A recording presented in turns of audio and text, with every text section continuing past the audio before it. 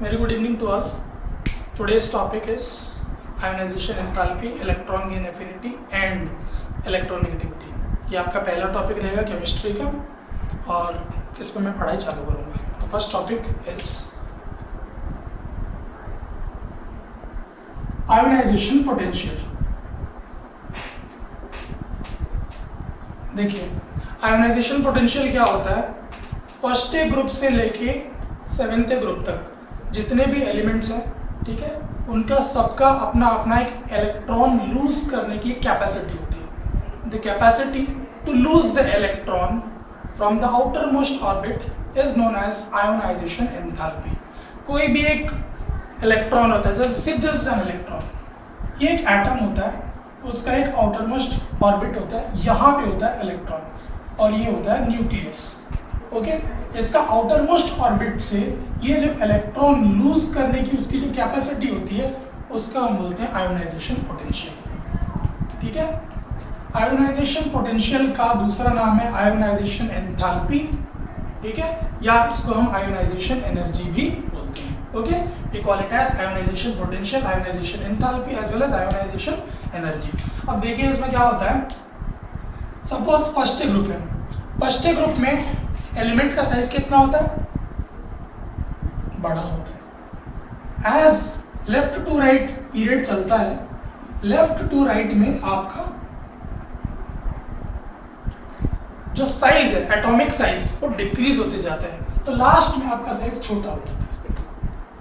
तो क्या होता है, ये जो न्यूक्लियस है, न्यूक्लियस के पास इलेक्ट्रॉन्स को अट्रैक्ट करने का पावर होता है. जितना दूर आउटर मोस्ट इलेक्ट्रॉन है, न्यूक्लियस उतना कम अट्रैक्ट कर पाएगा.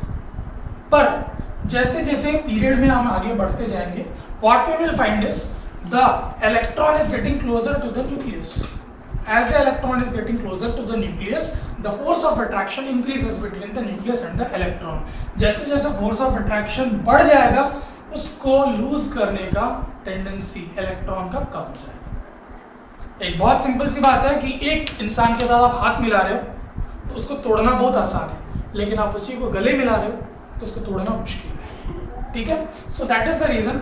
जहां फोर्स ऑफ अट्रैक्शन कम है, आउटर मोस्ट ऑर्बिट इलेक्ट्रॉन से आराम से निकल सकता है. वेयर एज जहां फोर्स ऑफ अट्रैक्शन ज्यादा हो गया, आप हटा नहीं सकते हो यहाँ से इलेक्ट्रॉन को. इसका मतलब क्या है, आयोनाइजेशन एंथैल्पी जो है वो लेफ्ट टू राइट क्या होता है, इंक्रीज होता है. It increases the capacity to lose the electron. यहां पे सबसे ज्यादा है, डिक्रीजेस. यहां पे लूज करने की कैपेसिटी सबसे ज्यादा है और यहां पे लूज करने की कैपेसिटी सबसे कम है. तो आयोनाइजेशन पोटेंशियल यहां पे सबसे ज्यादा रहता है 1A ग्रुप में और 7th ग्रुप में सबसे कम रहता है, least. This is ionization potential. अब हम फैक्टर्स पढ़ते हैं, कौन से फैक्टर्स इसमें इफेक्ट करते हैं.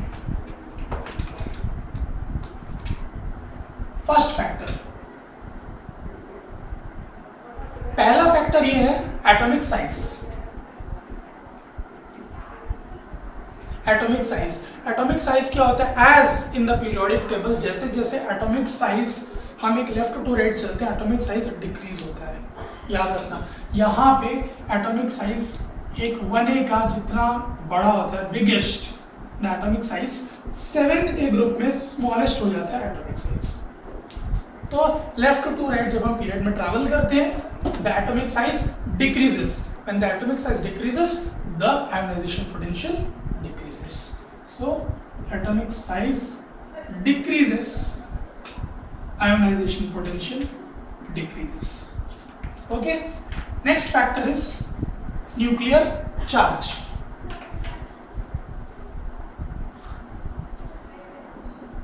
Nuclear charge. अब देखिए जैसे जैसे हमने पढ़ा, यहाँ पे सबसे बड़ा होता है इलेक्ट्रॉन और यहाँ पे सबसे छोटा होता है इलेक्ट्रॉन. मतलब यहाँ पे सबसे ज्यादा इलेक्ट्रॉन्स है और यहाँ पे क्या सबसे कम इलेक्ट्रॉन्स है. तो एज हम लेफ्ट टू राइट मूव करते हैं तो क्या होता है, force of attraction between the nucleus and electron increase होता है, जिसके कारण हमारा चार्ज बढ़ता है. ठीक है, so from left to right charge increases, क्योंकि यहाँ पे नंबर ऑफ इलेक्ट्रॉन्स जो है वो ज़्यादा है, ठीक है।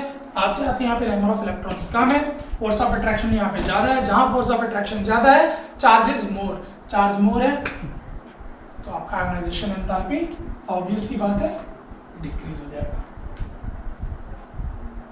ठीक है। And the last is shielding effect.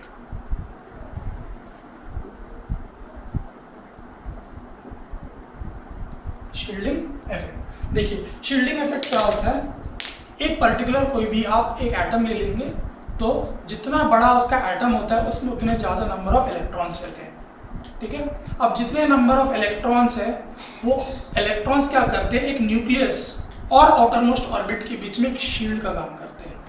For example